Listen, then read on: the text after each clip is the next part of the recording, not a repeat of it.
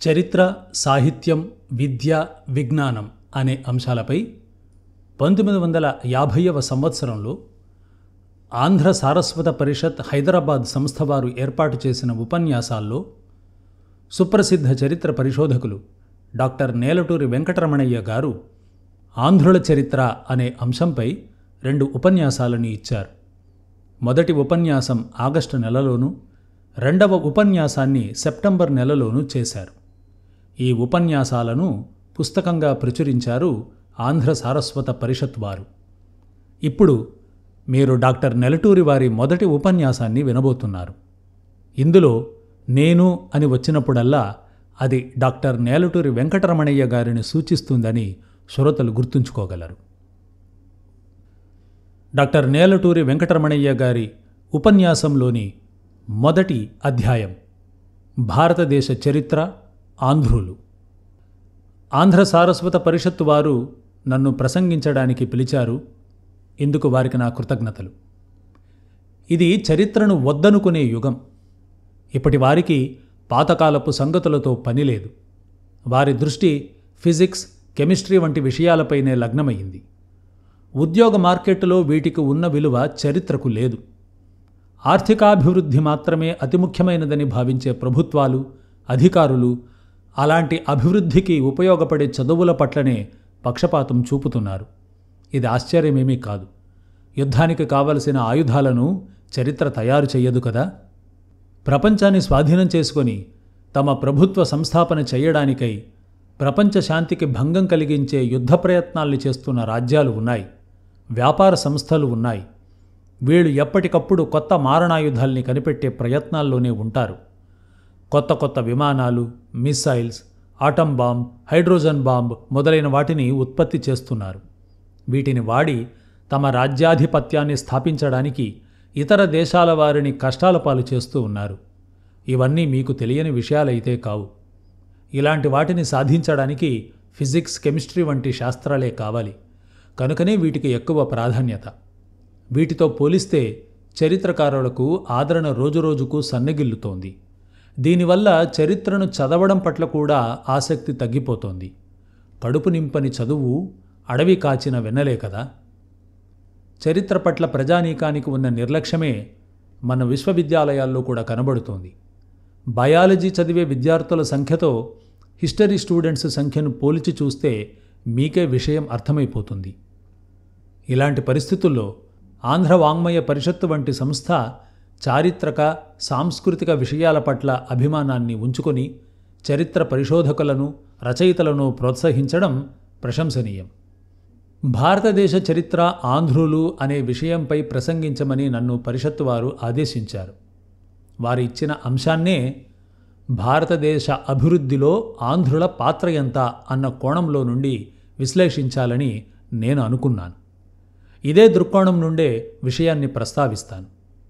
చెప్పాల్సిన విషయం పెద్దది. చక్కగా వివరించాలి అంటే పెద్ద పుస్తకాన్నే వ్రాయాలి. కానీ నాకు ఆ అవకాశం లేదు. వినడానికి మీకు ఓపిక ఉండదు. కాబట్టి నేను సేకరించిన విషయాలను సంగ్రహంగా 2 ఉపన్యాసాల్లో చెప్పదలిచాను.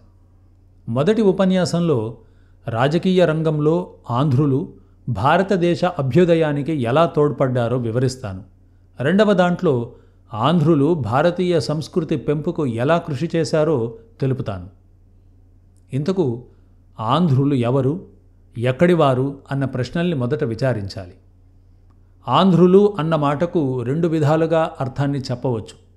మొదటిది ఆంధ్రజాతికి చెందినవారు, 2 ఆంధ్రదేశాన నివసించేవారు అని. ఆంధ్ర అన్న పేరుతో ప్రత్యేక జాతి ఒకటి ఐతరేయ బ్రాహ్మణంలో కనబడుతుంది. విశ్వామిత్రునికి 100 మంది కుమారులు. వీరిలో మొదటి 50 మందితో మనకు పని లేదు. మిగిలిన 50 మందితోనే పని. విశ్వామిత్రుడు ఈ 50 మంది కుమారుల్ని ఆర్య ఆశ్రమాల సరిహద్దుల్లో నివసించండి అని శపించాడు. వీరే ఆంధ్ర, పుండ్ర, శబర, పుళింద, మూతిబ అన్న పేర్లతో ప్రసిద్ధికెక్కిన జాతులు. అయితే వీరి స్వస్థలం ఏదో ఐతరేయ బ్రాహ్మణం చెప్పలేదు. ఆంధ్రుల ప్రశంస పురాణాల్లో కూడా ఉంది. మత్స్యపురాణంలో ఉత్తర దేశాల వర్ణన చేస్తూ బాహ్లికా వాటధానాశ్చ ఆభీరాహ కాలకేయకాహ పురంధ్రశ్చైవ శూద్రాశ్చ పహ్లవాశ్చత్తఖండిక అని ఉంది. ఇందులో ఆంధ్ర అన్న దేశపు ప్రస్తావన వచ్చింది. అలానే భాగవత పురాణంలో ఉత్తర దిక్కులో నివసించే ప్రజల్ని వర్ణించే సందర్భంలో కిరాతహూణాన్, యవనాన్, ఆంధ్రాన్, కల్కాన్, ఖషాన్, శకాన్ అని వస్తుంది. ఇందువల్ల ఆంధ్రులు బాహ్లిక, వాటధాన, ఆభీర, కాలకేయ, శూద్ర, పల్లవాత్త, ఖండిక, కిరాత, హూణ, యవన, కల్క, ఖష, శకాదుల్లాగనే ఉత్తర జనపదాల వారని తెలుస్తుంది. వీరి మూల నివాస స్థానం కనుక్కోవడానికి పురాణాలలో కొన్ని ఆధారాలు ఉన్నాయి. పురాణాలలో భారత వర్ష భౌగోళిక వివరాల్ని వర్ణించే అధ్యాయం అక్కడక్కడ వస్తుంది. ఇందులో 6 నదులకు పుట్టుక స్థలం ఒకటి గురించి వివరాలున్నాయి. దాని ప్రకారం 6 నదులు హిమాలయాల్లోని బిందు సరోవరం అన్న సరస్సులో పుడతాయి. ఈ 6 నదుల్లో 3 పశ్చిమ దిక్కుగా ప్రవహిస్తాయి. ఆ 3 నదులు ఏవంటే సీత, చక్షు, సింధు. ఈ మూడింటిలో సింధు నది అందరికీ పరిచితమైన పేరే. మనకు అంతగా పరిచయం లేని మిగిలిన 2 నదుల్లో సీతానది హిమాలయాలకు ఉత్తరంగా ప్రవహిస్తున్నట్లు చైనా యాత్రికుడు హ్యూన్సాంగ్ చెప్పాడు. ఇక చక్షు నదిని గుర్తించడానికి శ్రమపడాల్సిందే. ఇందుకు కారణం ఉంది. పురాణాల్లో వర్ణించబడిన భారతవర్షం ఇప్పటి భారతదేశమంత చిన్నది కాదు. హిందుస్థాన్, పాకిస్తాన్ ఈ రెండింటినీ కలుపుకున్న విశాల భూమి అది. నేటి బలూచిస్తాన్, ఆఫ్ఘనిస్తాన్ దాటి బాకు వరకు పరుచుకున్న సువిశాల భూమండలమే భారతవర్షం. గ్రీకులు కూడా హిందూకుష్ పర్వతాలకు అవతల బాకు నుండే ఇండియా మొదలవుతుంది అని పేర్కొన్నారు. ఈ నేపథ్యంలో చక్షునది ఎక్కడుంది, దాని ఇప్పటి పేరేమి అని చూద్దాం. ఈనాటి ఆక్సస్ నదినే పురాణాల్లోని చక్షునది. చక్షు అంటే కన్ను. కన్నును అక్షి అనే పదంతో కూడా పిలుస్తారు. ఈ అక్షినే ఇతర భాషల్లో రూపాంతరం చెందింది. ఉదాహరణకు మంగోల్ భాషలో బక్షు అని, టిబెట్ భాషలో పక్షు అని, చీనా భాషలో పొత్సు లేక ఫోత్సు అని మారింది. హ్యూయన్సాంగ్ ఫోత్సు నది అని అన్నది ఈ చక్షు నదినే. చక్షు నదీ తీరంలోని దేశాల పేర్లను పురాణాలు చెబుతున్నాయి. ఉదాహరణకు వాయుపురాణంలో అథ చీనమరూంశ్చైవ నగ్నాన్ సవన్ మూలికాన్ సాంధ్రాంస్తుషారాంస్తం పాకాన్ పహ్లవాన్ దరదాన్ శకాన్ ఏతాన్ జనపదాన్ చక్షుః ప్లావయంతి గతోదధిం అని ఉంది. ఇక్కడ సా ఆంధ్రాం స్తుషారాంస్తం అన్న చోట ఆంధ్ర అన్న పేరు వచ్చింది. అయితే మత్స్య బ్రహ్మాండ పురాణాల్లో చక్షు నదీ తీరంలోని ప్రజల్లో ఆంధ్రుల ప్రస్తావన లేదు. మత్స్యపురాణంలో అథ వీరమరూంశ్చైవ కాళికాన్శ్చైవ శూలికాన్ తుషారాం బర్బర నగ్నాన్ పహ్లవాన్ పారదాన్ శకాన్ ఏతాన్ జనపదాన్ చక్షుః ప్లావయిత్వో దదిఘ్నత అని ఉంది. అదే బ్రహ్మాండ పురాణంలో అథ చీనమరూంశ్చైవ తాలాంశ్చ మనమూలికాన్ భద్రాంస్తుషారాన్ లంపాకాన్ పహ్లవాన్ పారటాన్ ఖషాన్ ఏతాన్ జనపదాం చక్షుః ప్లావయంతి గతోదధిం అని ఉంది. మత్స్య బ్రహ్మాండ పురాణాల్లో ఆంధ్ర ప్రశంస లేకపోవడానికి నాకు ఒక కారణం కనబడుతోంది. వాయుపురాణంలో సాంధ్రాన్ స్తుషారాన్ అని ఉంది కనుక ఆంధ్రులు తుషారులు కలిసి ఒకే జాతివారిగా పరిగణించబడ్డారు. మత్స్య బ్రహ్మాండ పురాణకారులు తుషారులను పేర్కొని ఆ తుషారుల్లో ఒక భాగమైన ఆంధ్రులను చెప్పకుండా వదిలేసి ఉండవచ్చు. ఈ ఊహ సరియైనదే అని నా నమ్మకం. ఎందుకంటే ఆంధ్రుల పేరు ఎత్తని మత్స్య బ్రహ్మాండ పురాణాలు మూలికులను, పహ్లవులను, తుషారులను పేర్కొన్నాయి. ఇందులో మొదటి 2 తగలవారు ఆంధ్రజాతికి చెందినవారే. పురాణాల్లోని మూలకులే నేటి మొలకలు. మొలకనాడు అనేది వీరి పేరుతో పిలువబడే నాడు. మొలకనాటి బ్రాహ్మణులందరూ మూలకుల సంతతివారే. ఇలానే పహ్లవులు దక్షిణాంధ్ర ప్రాంతంలో ద్రావిడ దేశంలో దాదాపు 700 ఏండ్లు రాజ్యపాలన చేసిన పల్లవులు.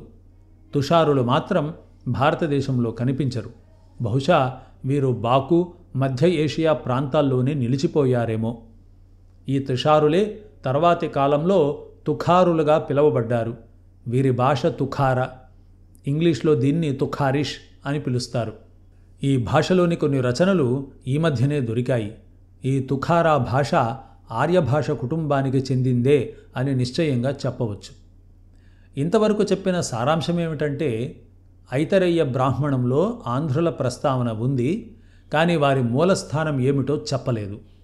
పురాణాలలో ఆంధ్రులు తుషార, మూలక, పహ్లవ మొదలైన వారితో కలిసి హిమాలయాల్లో పుట్టి ఉత్తర దిక్కుగా ప్రవహించే చక్షునదీ తీరంలో నివసించేవారు. ఈ చక్షునది అంటే ఈనాటి ఆక్సస్ నది. ఇది ఆరాల్ సముద్రంలో కలుస్తుంది. ఈ విధంగా మనకు లభించిన ఆధారాలను బట్టి చూస్తే ఆంధ్రులు మొదటగా నివసించిన స్థలం ఇప్పటి ఆఫ్ఘనిస్తానుకు ఉత్తరాన ఉండే మధ్య ఏషియా అని తెలుస్తోంది. తక్కిన ఆర్యుల్లానే వీరు కూడా దక్షిణంగా భారతదేశానికి వలస వచ్చి చివరకు దక్షిణాపథంలో స్థిర నివాసం ఏర్పరుచుకున్నారు. వీరు ఎక్కువ సంఖ్యలో నివసించిన దేశానికే ఆంధ్రదేశం అని పేరు వచ్చింది. మరి ఆంధ్రులు దక్షిణ భారతదేశానికి ఎప్పుడు వచ్చారు? ఆంధ్రులు దక్షిణాపథానికి ఎప్పుడు వచ్చారో నిశ్చయించి చెప్పడానికి వీలు లేదు. బౌద్ధ వాంగ్మయంలో ఆంధ్రజాతికి చెందిన మూలక, అశ్వక అనే తెగలవారి గురించి కొన్ని వివరాలు ఉన్నాయి. మూలకుల ముఖ్య పట్టణం ప్రతిష్ఠానం.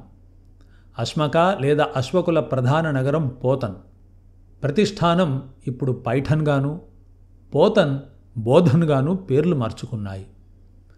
అయితే పై వివరాలను అందించే బౌద్ధ గ్రంథాలు ఎప్పుడు వ్రాశారో సరిగ్గా తెలియదు కనుక ఆంధ్రుల కాలమానం నిర్ణయించడానికి ఈ బౌద్ధ గ్రంథాలు ఎక్కువగా ఉపయోగపడవు.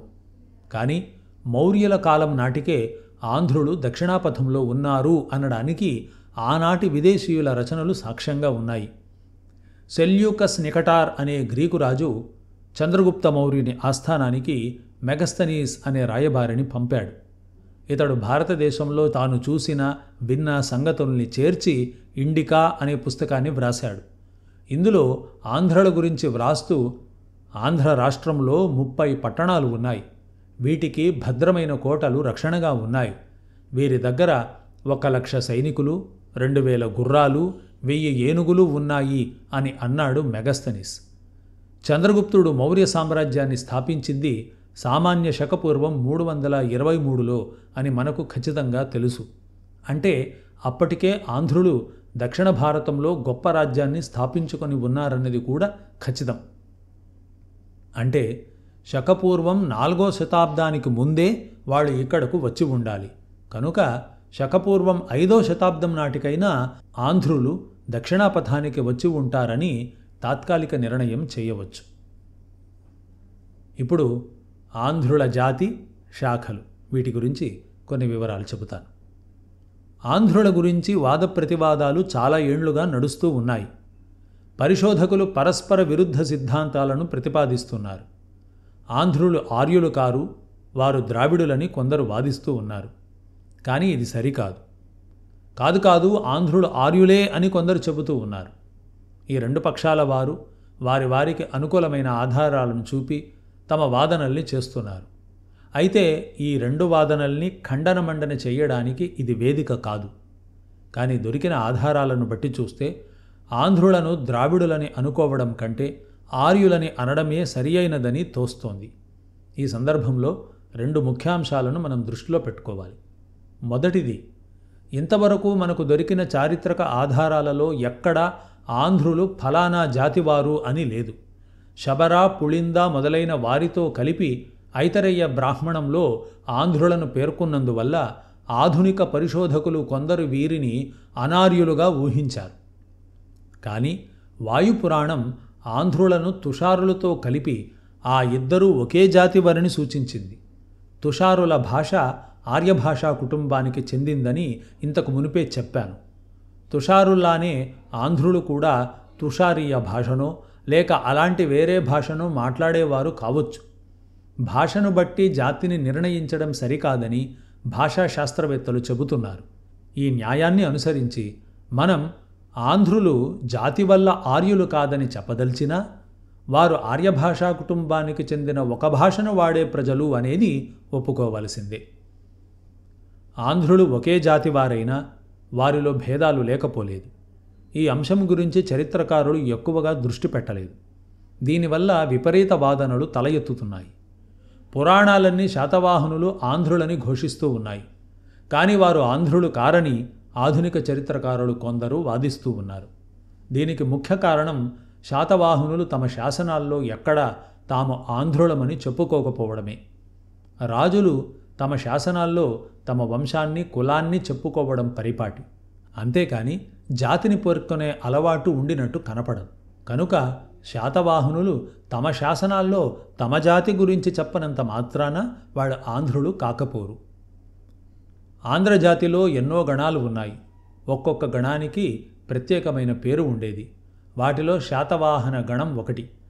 పల్లవ, అశ్వక, మూలక అనేవి ఆంధ్రులలోని వేరు గణాలే అని ఇంతకు మునిపే చెప్పాను.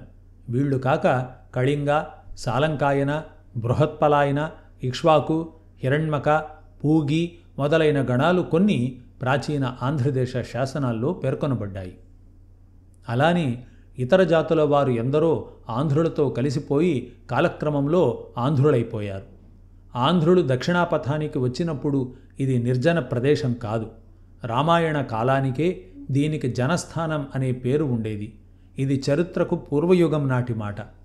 రామాయణ కాలం నాటికి ఇక్కడ ఉన్నవారే నేటి కోయ, కాంశబ, చెంచు జాతుల పూర్వీకులని శాస్త్రజ్ఞుల అభిప్రాయం. ఆంధ్రులు ఈ ఆదిమ ప్రజల స్థావరాల్ని ఆక్రమించుకున్నారే గాని నాశనం చేయలేదు. ఈ ఆదిమ జాతుల్లో స్వాతంత్రం కోరుకునేవారు అడవులు, కొండలు, కోనలు పట్టిపోయి ఉండొచ్చు. కానీ ఎక్కువ మంది ఆంధ్రుల ఆధిపత్యాన్ని అంగీకరించి వారితో కలిసిపోయారు. ఈ జాతుల కలయిక ఇక్కడితోనే ఆగిపోలేదు. చారిత్రక యుగంలో కూడా ఇతర జాతుల వారు ఎందరో ఆంధ్రదేశానికి వచ్చి ఇక్కడే స్థిరపడి కాలక్రమంలో ఆంధ్రులయ్యారు. ఇలా ఆంధ్ర ప్రజానీకంలో కలిసిపోయిన అన్యజాతుల వారిలో మొదటగా చెప్పవలసిన వారు అరవలు. తమిళదేశపు ఉత్తర సరిహద్దు ప్రాంతానికి ప్రాచీన కాలంలో అరువా వడతలై అని పేరు. ఈ అరువా వడతలైకు చెందిన వారే అరవలు. వీరు భ్రష్ట తమిళాన్ని మాట్లాడేవారు.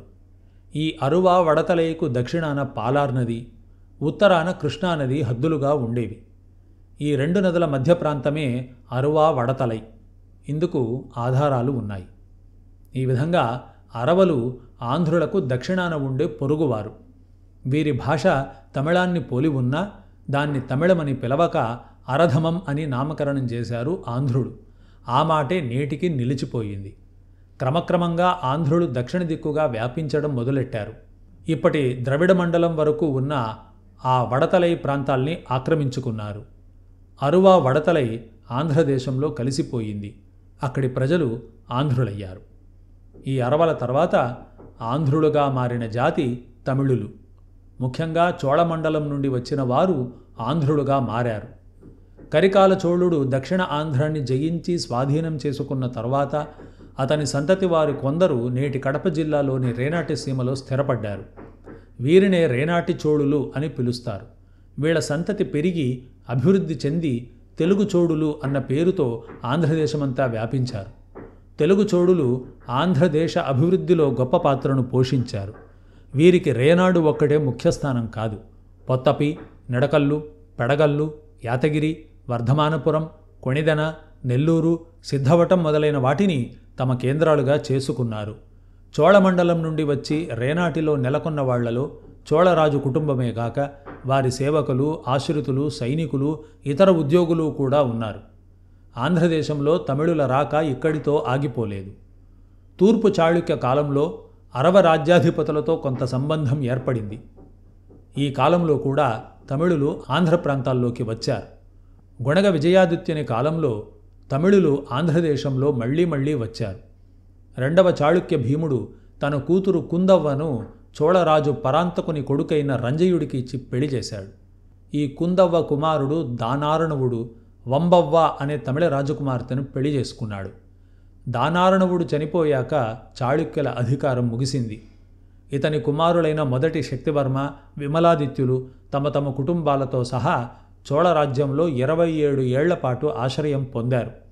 ఇలా ఎక్కువ కాలం తమిళనాట ఉండడంతో ఈ ఆంధ్రులకు ఆ తమిళులకు చక్కటి సంబంధాలు ఏర్పడ్డాయి.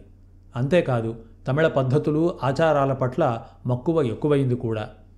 చోళ చక్రవర్తి మొదటి రాజరాజు తన కుమార్తె కుందెవైని విమలాదిత్యుడికి ఇచ్చి పెళ్లి చేశాడు. దీంతోపాటు మొదటి శక్తివర్మను వేంగి రాజ్యానికి రాజును చేశాడు. విమలాదిత్యుడు కుందవైలకు పుట్టిన కొడుకుకు రాజరాజ అన్న పేరు పెట్టారు. ఇతడే మనం రాజరాజ నరేంద్రుడు అని పిలుచుకునే రాజు. ఇతను తన మేనమామ మొదటి రాజేంద్ర చోళుని కుమార్తె అమ్మంగదేవిని పెళ్లి చేసుకున్నాడు. వీరి కొడుకుకు మాతామహుడైన రాజేంద్రుని పేరే పెట్టారు. ఈ రాజేంద్రుడు తన మేనమామ అయిన ఇమ్మడి రాజేంద్ర చోళుని కూతురు మధురాంతకిని పెళ్లి చేసుకున్నాడు. ఇలా తరతరాలుగా చోళ చాళుక్య రాజవంశాలు పరస్పర సంబంధాల వల్ల తమిళులు ఎక్కువ సంఖ్యలో వచ్చి ఆంధ్రదేశంలో స్థిరపడ్డారు. మొదట శక్తివర్మ చోళ సామంతునిగా ఉన్న కాలంలో వేంగి చాళుక్య రాజ్యం తన ప్రత్యేకతను పోగొట్టుకుంది, చోళ సామ్రాజ్యంలో కలిసిపోయింది. రాజరాజ నరేంద్రుని కుమారుడైన రాజేంద్రుడు చోళ చక్రవర్తి తన మేనమామ అయిన వీరరాజేంద్రుడు చనిపోయాక చోళ సింహాసనాన్ని ఆక్రమించుకున్నాడు. కొందరు తెలుగు చరిత్రకారులు దీనిని ఆంధ్ర విజయంగా ప్రకటించి సంబరపడ్డారు. కానీ వారి ఉబలాటానికి ఎలాంటి అవకాశం లేదు. రాజరాజ నరేంద్రుని కొడుకు రాజేంద్రుడిని ఆంధ్రుడు అని అనడం కన్నా తమిళుడు అనడమే సరి. చాళుక్య వంశంలో పుట్టిన ఇతని రక్తనాళాల్లో ప్రవహించింది తమిళ రక్తమే. ఇతని తల్లి, అవ్వ ఇద్దరూ తమిళ స్త్రీలే. తండ్రి రాజరాజ నరేంద్రుడు సగం తమిళుడు. ఇలా ఈ రాజేంద్రుడు పూర్తిగా తమిళుడే. తల్లికి తండ్రి అయిన వీరరాజేంద్రుని ఇంట్లోనే పుట్టి అక్కడే పెరిగినందువల్ల కూడా ఇతనికి తమిళ ఆచార వ్యవహారాల పట్లనే అభిమానం ఎక్కువ. ఈ కారణాల వల్లనే మాతామహుడైన చోళ చక్రవర్తి చనిపోయాక రాజేంద్రుడు ద్రవిడ సింహాసనంపైనే కన్నువేశాడు. ఆ సింహాసనం చేతికి చిక్కాక వేంగిని వదిలివేసి చోళదేశానికి వెళ్ళిపోయాడు.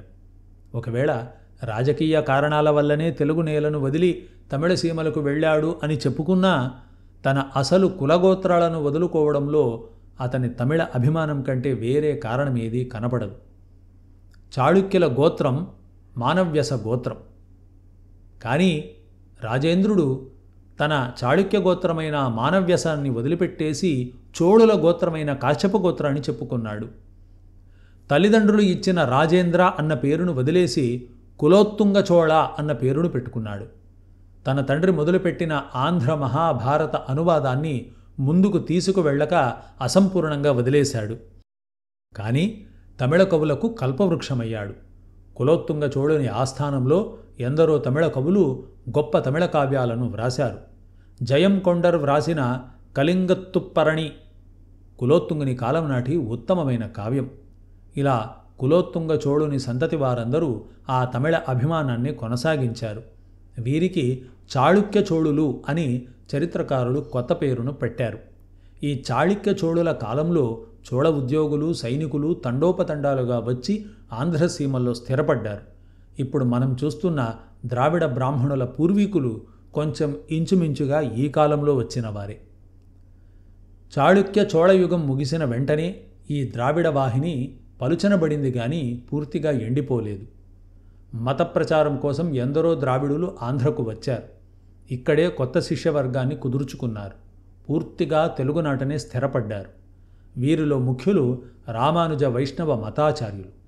కాకతీయుల కాలంలోనూ ఆ తర్వాత కూడా ఆంధ్రదేశాన రామానుజ వైష్ణవ మతం ప్రబలింది. ఎందరో తెలుగు రాజులు వైష్ణవ మతాన్ని అవలంబించారు. ఆ మతాన్ని పెంపొందించేందుకు ప్రచారకుల్ని పిలిపించారు. వారికి ఆశ్రయాన్ని ఇచ్చారు. అప్పుడప్పుడు సదాచార సంపన్నులైన శైవులు కూడా ద్రావిడ దేశం నుండి తమ మతాచార్యులను రప్పించుకునేవారు. తమిళుల తర్వాత ఎన్నదగిన వారు కర్ణాటకులు. వీరిని వేరుజాతివారు, అన్యజాతివారు అని చెప్పడం సరికాదు. ఎందుకంటే తెలుగువారు, కన్నడిగులు ఒకే రక్తపు బిందువు నుండి చెదిరిన రెండు కణాల లాంటివారు. తెలుగు, కన్నడిగులు ఇరువురు ఆంధ్రజాతికి చెందినవారే. కాలక్రమంలో బలమైన చారిత్రక కారణాల వల్ల ఇద్దరూ వేరువేరుగా ప్రత్యేక జాతులుగా ఏర్పడ్డారు. ఈ భేదం ముఖ్యంగా ఆంధ్రులకు తమిళులతో సంబంధం ఏర్పడిన తర్వాత కలిగింది. దీన్ని ఇప్పుడు మరింత వివరంగా చెప్పడానికి వీలు లేదు. నా తర్వాతి ఉపన్యాసంలో ఈ విషయాన్ని మరింత విస్తారంగా చెప్పగలను. కనుక ఈ విషయాన్ని ప్రస్తుతానికి ఆంధ్రదేశంలోకి కన్నడిగుల రాక వరకే పరిమితం చేస్తాను. చారిత్రక యుగంలో ఆంధ్రదేశానికి వచ్చిన మొదటి కర్ణాటకులు చాళుక్యులు. వీరి రాకతో ఆంధ్రదేశ చరిత్రాన ఒక నూతన యుగం ప్రారంభమయ్యింది. చాళుక్యుల చరిత్ర విచిత్రమైంది.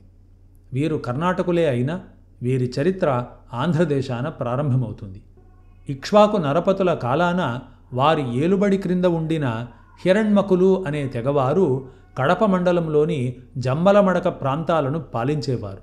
వారి ఉనికికి ఆటపట్టు అవడం వల్ల ఈ ప్రాంతానికి హిరణ్య రాష్ట్రం అని పేరు వచ్చింది. ఈ హిరణ్మకుల్లో చాళుక్యులు ఒక తెగ అని భావించడానికి కొంత ఆధారం ఉంది. ఇక్ష్వాకు వంశస్థుడైన వీరపురీష దత్త మహారాజు కాలంలో హిరణ్మక వంశ సంభూతుడైన ఖందచెలికి రమ్మణకుడు మహాతలవార పదవిలో నియమించబడ్డాడు. ఖందచెలికి రమ్మణకుడు అన్న పేరులో ఖందచెలికి అనేది స్కంద చాళుక్య అన్న సంస్కృత నామానికి వికృతి. అలా ఖందచెలికి రమ్మణ అంటే స్కంద చాళుక్యుని రమ్మణ అని అర్థం. అంటే స్కంద చాళుక్యునికి కుమారుడో మనవడో అయిన రమ్మణుడు అని అర్థం. కనుక మొట్టమొదటి చారిత్రక పురుషుడని చెప్పదగ్గవాడు ఈ రమ్మణక చాళుక్యుడు. కానీ హిరణ్య రాష్ట్రానికి చెందినవాడు.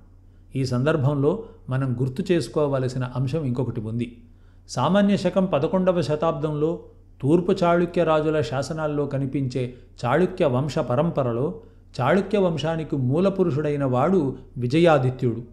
ఇతను ఒకానొక యుద్ధంలో త్రిలోచన పల్లవుడి చేతిలో చనిపోయాడు.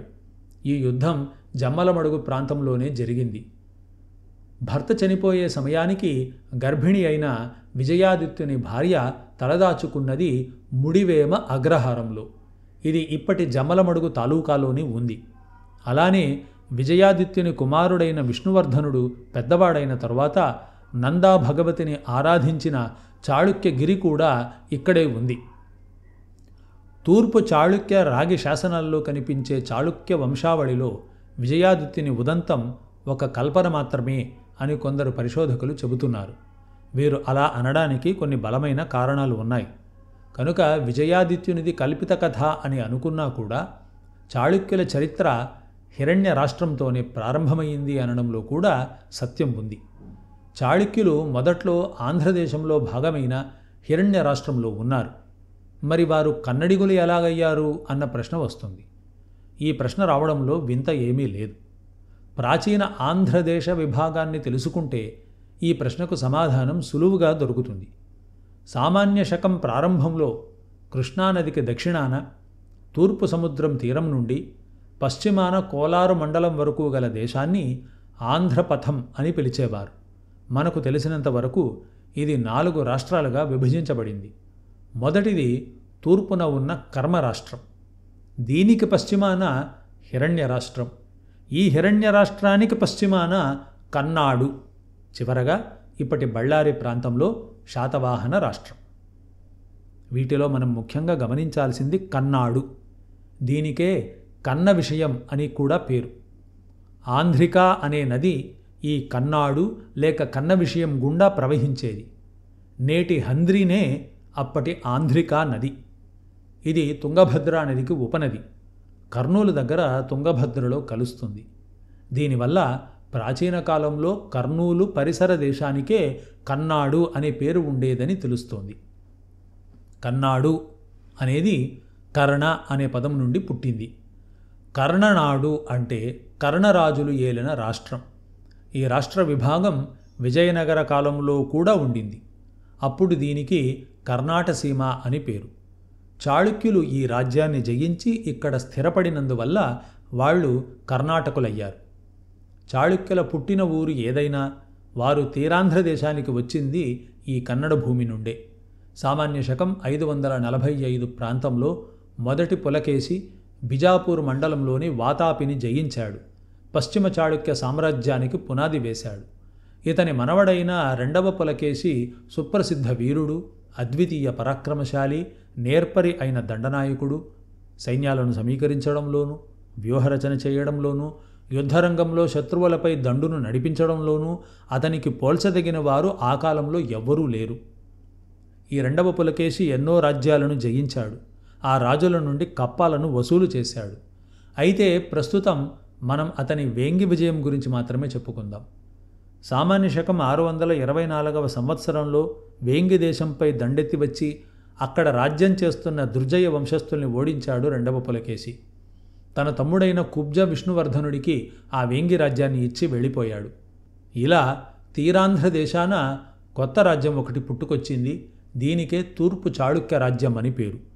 కుబ్జ విష్ణువర్ధనుడి సంతతి వారు దాదాపు 11వ శతాబ్దం వరకు రాజ్యపాలన చేశారు. చాళుక్య రాకతో ఆంధ్రదేశాన గొప్ప మార్పు వచ్చింది. జాతి జీవనం బహుముఖాలుగా మారింది. పాత రాజవంశాలు అంతరించాయి. బయట నుండి వచ్చిన వారు పాలకులయ్యారు.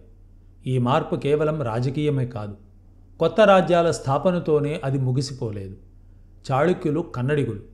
వారు ఆంధ్రదేశంలో స్థిర నివాసం ఏర్పరచుకునేప్పుడు తమ స్త్రీలను, కుటుంబాలను కూడా తీసుకువచ్చారు.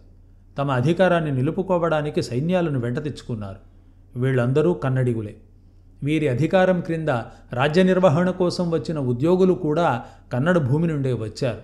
వీరితో పాటు వర్తక వ్యాపారాల కోసం వైశ్యులు, శూద్రులు కూడా కన్నడ నేల నుండి వచ్చి తీరాంధ్ర దేశంలో నెలకొన్నారు.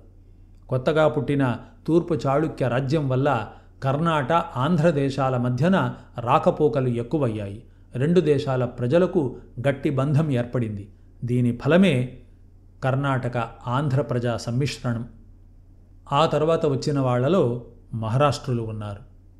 రాజకీయ రంగాన మహారాష్ట్రులు మొట్టమొదటిసారిగా ప్రాముఖ్యాన్ని సంపాదించింది 12వ శతాబ్దంలో. దానికి ముందు దక్షిణ భారతంపై ఆధిపత్యం కోసం పోరాడుతున్న చోళ, చాళుక్య సామ్రాజ్యాలు రెండూ అంతరించాయి. వాటి స్థానంలో 4 కొత్త రాజ్యాలు వచ్చాయి. దక్షిణాన పాండ్యరాజ్యం, ఇది తమిళ దేశమంతా వ్యాపించి ఉండింది. దక్షిణ కర్ణాటకలో హొయసళ రాజ్యం, ఉత్తర కర్ణాటక, మహారాష్ట్ర ప్రాంతాలలో దేవగిరి యాదవుల రాజ్యం, ఆంధ్రదేశంలో ఓరుగంటి కాకతీయ రాజ్యం. ఈ 4 రాజ్యాలు ఒకరితో ఒకరు పోరాడుతూనే ఉండేవి. కానీ వాటి మధ్య కొంత ప్రజా సంబంధం కూడా ఏర్పడింది. ఈ సంబంధాల వల్ల ఆయా రాజ్యాల ప్రజల సమ్మిశ్రణానికి అవకాశం కలిగింది. కాకతి రుద్రుని మరణం తర్వాత దేవగిరి యాదవులు కాకతీయ రాజ్యంపై దండెత్తి వచ్చారు. ఆ యుద్ధంలో కాకతి ప్రభువును ఓడించి కాకతీయ రాజ్యపు ఎక్కువ భాగాన్ని ఆక్రమించుకున్నారు. కాకతి గణపతి దేవుడు సింహాసనం ఎక్కిన తర్వాతనే కాకతీయులు తమ ప్రాంతాల్ని మళ్లీ సాధించుకోవడం జరిగింది. కానీ దేవగిరి దండయాత్రలో ఆంధ్ర ప్రాంతాలకు వచ్చిన మహారాష్ట్ర సామంతులు, వారి కుటుంబాలు తెలంగాణలో నిలిచిపోయారు. ఇలా ఆంధ్రదేశానికి మహారాష్ట్రుల ఆగమనం మొదలైంది.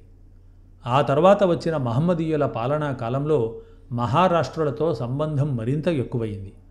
మహమ్మద్ బిన్ తుగ్లక్ కాకతీయ రాజ్యాన్ని కూలదోసి ఆంధ్రదేశాన్ని ఢిల్లీ తురక సామ్రాజ్యంలో కలుపుకున్నాడు. దక్కను రాజ్యాన్ని సుల్తాను పక్షాన పాలించేందుకు సుల్తాను ప్రతినిధి ఒకడు నియమింపబడ్డాడు. వీడికి దౌలతాబాద్గా పేరు మారిన దేవగిరి రాజధాని అయింది. మహమ్మదీయులు యుద్ధంలో నేర్పరులే, కానీ రాజ్యపాలనలో వీరికి సామర్థ్యం తక్కువ. కనుక దేశపాలన సాగించేందుకు వారికి హిందువుల సహాయం అవసరమైంది. దౌలతాబాద్ నుండి సుల్తాను ప్రతినిధి ఆంధ్రదేశ పాలన తన చేతికి వచ్చాక అక్కడి రాజకార్యాలను నెరవేర్చేందుకు తనతోనే ఉండిన మహారాష్ట్రులను నియమించాడు. తుగ్లక్ రాజ్యం కూలిపోయాక మహారాష్ట్రలో బహమనీయులు కొత్త మహమ్మదీయ రాజ్యాన్ని స్థాపించారు. వీరి మొదటి రాజధాని గుల్బర్గా, తరువాత బీదరు. వీరు కూడా ఢిల్లీ సుల్తానుల్లానే దేశపాలనను హిందూ అధికారుల ద్వారా నడిపేవారు. అంతేకాదు, హిందూ భటులను, సైన్యాధికారుల్ని విస్తారంగా తమ సైన్యాల్లో చేర్చుకున్నారు. బహమనీ సుల్తానుల ఏలుబడి క్రింద దేశం చాలా వరకు మహారాష్ట్ర కావడం వల్ల రోజువారీ పాలన నిర్వహించేందుకు మహారాష్ట్రులే ఎక్కువ సంఖ్యలో ఉండేవారు. బహమనీ సుల్తానులు క్రమంగా తెలంగాణ మొత్తం ఆక్రమించారు. వారితో కూడా మహారాష్ట్రకు చెందిన వారు అధికారులుగా వచ్చారు. బహమనీ రాజ్యం పతనమయ్యాక దక్కను రాజ్యాన్ని పాలించిన ఆదిల్ షాహీ, నిజాం షాహీ, కుతుబ్ షాహీలందరూ పాత పద్ధతుల్నే అనుసరించారు. ఆ తర్వాత వచ్చిన మొఘలాయిలు కూడా ఇదే పద్ధతిని పాటించారు. ఇలా ఈస్ట్ ఇండియా కంపెనీ పాలన వచ్చేంత వరకు మహారాష్ట్ర వాహిని ఆంధ్రదేశంలోకి ప్రవహిస్తూనే ఉండింది. మహారాష్ట్రుల్లానే వడ్డెవారు ఆంధ్రదేశానికి వచ్చి స్థిరపడ్డారు. వడ్డెవారు అనగా ఓఢ్ర దేశస్థులు. వీరు ఇప్పుడు తమని తాము కళింగులని చెప్పుకుంటున్నారు. కళింగులు తెలుగువారు, ఓఢ్రులు కారు. వీరి భాష ఓఢ్రం. సామాన్య శకం ప్రారంభం నుండి మాఠా మొదలైన వంశస్థులు కళింగాన్ని పాలించారు. తర్వాత తూర్పు చాళుక్యులు, తూర్పు గాంగులు ప్రభుత్వం చేశారు. సామాన్య శకం 11వ శతాబ్దం చివరి వరకు కళింగ దేశంలో తూర్పు చాళుక్యుల అధికారం నడిచింది. ఆ తర్వాత స్వతంత్రులైన తూర్పు గాంగులు తమకు తూర్పుగా ఉన్న ఓఢ్ర దేశాన్ని జయించారు. తమ రాజధానిని కళింగ నగరం నుండి మహానది తీరంలోని బనారస కటకానికి మార్చుకున్నారు. ఇదే నేటి ఒడిశా రాష్ట్రంలోని కటకం. వడ్డెవారు 11వ శతాబ్దంలో తెలుగు సీమలకు వచ్చారు. 12వ శతాబ్దానికి కడప మండలం పరిసర సీమలను వశం చేసుకున్నారు. వల్లూరు పట్టణం రాజధానిగా ఈ వడ్డెరాజులు పాలించారు. కులం చేత వీరు కాయస్థులు. గంగయ్య సాహిణి, జన్నగిదేవుడు, అంబదేవుడు మొదలైన వారు ఈ వడ్డెరాజుల్లో ప్రముఖులు. వీళ్ళు ఎవరో, ఏ సందర్భంలో ఆంధ్రదేశానికి వచ్చారో తెలియదు. కాలక్రమంలో వీరి రాజ్యాలు కూడా నాశనమయ్యాయి. తమ పూర్వ జాతీయతను కోల్పోయి వీరు తెలుగు ప్రజల్లో కలిసిపోయారు. తూర్పు గాంగులు స్వతంత్రులైన తర్వాత వారు కళింగ ప్రాంతాన్ని స్వాధీనం చేసుకున్నారు. అప్పుడప్పుడు వారు తీరాంధ్ర దేశంపై దండెత్తినట్లు శాసనాల వల్ల తెలుస్తోంది. కానీ 15వ శతాబ్దం వరకు వారు తెలుగుదేశంలోకి ప్రవేశించలేకపోయారు. సామాన్య శకం 1435లో తూర్పుగాంగ వంశం అంతరించింది. సూర్యవంశీయుడైన కపిలేశ్వరుడు గజపతి పదవిని చేపట్టాడు. ఇతడు ఉత్కళ క్షత్రియుడు. అతని సంతతి వారు వడ్డ గజపతులుగా పేరుకెక్కారు. 15వ శతాబ్దపు చివరి భాగంలో కపిలేశ్వర గజపతి తీరాంధ్ర దేశాన్ని తెలంగాణతో పాటు జయించాడు. తరువాత దాదాపు 100 ఏళ్ల దాకా ఇక్కడ అతని సంతతి వారే ఏలుబడి చేశారు. అప్పుడు వడ్డెవారు ఎందరో తెలుగు ప్రాంతాలకు వచ్చి స్థిరపడ్డారు. కాలక్రమంలో తెలుగువారైపోయారు. ఇలా కలిసిపోయినా కూడా ఇప్పటికీ వారిలో కొంతమంది మాత్రం తమ జాతి వ్యక్తిత్వాన్ని పూర్తిగా పోగొట్టుకోలేదు. తెలుగు ప్రాంతాల్లో వడ్డెవారు వివిధ వృత్తులు చేస్తూ ఉన్నారు. కొందరు సేద్యపు పనులు, కొందరు వ్యాపారం చేస్తూ ఉన్నారు. కొందరు పశువులపై ధాన్యాలని, ఉప్పును అమ్ముకుంటూ ఊర్లు తిరుగుతూ ఉన్నారు. ప్రస్తుతం వీరు తెలుగు భాషనే మాట్లాడుతూ ఉన్నారు. కానీ వారి ఆచార వ్యవహారాలలో కొంత ప్రత్యేకత ఉంది. మతం చేత వీళ్ళందరూ వైష్ణవులే. కానీ వారికి తమ పాత చరిత్ర ఏమిటో తెలియదు. అయినా వారి ఇంటి పేర్లు, కుటుంబపు పేర్లు మాత్రం వారి మూలాల గురించి చెబుతాయి. ఆంధ్రదేశానికి వచ్చిన ఇతర జాతీయుల్లో చివరి వారు మహమ్మదీయులు. వీరికి మతం ఒక్కటే అయినా జాతి మాత్రం ఒక్కటి కాదు. వీరిలో అరబ్బులు, హబ్షీలు, తురకలు, పారశీకులు, ఆఫ్ఘన్లు మొదలైన నానా జాతుల వారు ఉన్నారు. కొందరు హిందువులు వీరి మతాన్ని స్వీకరించి వారిలో కలిసిపోయారు. ఆంధ్రదేశానికి వలస వచ్చిన ఇతర ప్రాంతాల వారికి ఈ మహమ్మదీయులకు కొన్ని తేడాలు ఉన్నాయి. ఇందులో మతభేదం ప్రధానమైంది. మహమ్మదీయుల కంటే ముందుగా తెలుగు ప్రాంతాలకు వచ్చిన వారందరూ హిందువులు. కాలక్రమంలో వీరు తమ తమ ప్రాంతీయ ఆచార వ్యవహారాలను, చివరకు భాషను కూడా వదులుకొని తెలుగువారిలో కలిసిపోయారు. కానీ మహమ్మదీయులు అలా కాదు. వారి మతం హిందూ మతానికి విరుద్ధమైంది. హిందువులకు పరమత సహనం ఉంది. మహమ్మదీయులు సహజంగా పరమత ద్వేషులు. తమ మతమే సత్యమని, మిగిలినవన్నీ మిథ్యలని వారి గట్టి నమ్మకం. మిథ్యను ధ్వంసం చేసి సత్యమతాన్ని స్థాపించడమే తమ కర్తవ్యం అని వారు తలుస్తారు. కావున మహమ్మదీయులు ఆంధ్రదేశానికి వచ్చినా ఇతరుల వలె ఆంధ్రులతో కలిసి ఏకమవ్వలేదు. తమ ప్రత్యేకతను నిలుపుకున్నారు. వేషభాషలు, సాంఘిక మర్యాదల్లో కూడా ఈ తేడా ప్రస్ఫుటంగా కనిపిస్తుంది. ఇంతవరకు ఆంధ్రుల గురించి, కాలక్రమంలో ఆంధ్రదేశానికి వచ్చి ఇక్కడి ప్రజల్లో కలిసిన ఇతర జాతుల గురించి వివరించాను. ఇది కాలం వ్యర్థం చేసేందుకు చేసిన ప్రసంగం కాదు. ఆంధ్ర ప్రజానీకం ఎలా ఏర్పడిందో తెలియజేయడమే నా ముఖ్య ఉద్దేశం. నాజే జర్మనుల్లా మనవారికి జాతి ఉన్మాదం పుట్టింది. ఆంధ్ర జాతి స్వచ్ఛమయ్యింది. ఇతర జాతుల కంటే, ముఖ్యంగా ద్రవిడ జాతుల కంటే ఉత్తమమయ్యింది. ఆంధ్ర సంస్కృతి వేరు, అన్య సంస్కృతుల కంటే గొప్పది అని వారంటూ ఉన్నారు. ఇది బూటకమైన ఉద్ఘోష. ఇంతకుముందు నేను నివేదించినట్టు ఆంధ్రజాతి అనేక జాతుల సమ్మిశ్రణం. నేనే కాదు, జాతి శాస్త్ర పరిశోధకులందరూ ప్రపంచంలోని ఏ జాతి కూడా స్వచ్ఛమైనది కాదని, అన్నీ కూడా సంకీర్ణ జాతులే అని సిద్ధాంతీకరించారు. జాతికే స్వచ్ఛత లేనప్పుడు సంస్కృతికి స్వచ్ఛత ఎలా కలుగుతుంది? కనుక ఆధునిక ఆంధ్ర ప్రజానీకం అనేక జాతుల సంసర్గం వల్ల ఏర్పడింది. ఆంధ్ర సంస్కృతి వారందరి సమిష్టి కృషి వల్లనే ఏర్పడింది. ఇలా ఆలోచించడమే సరి అయినది.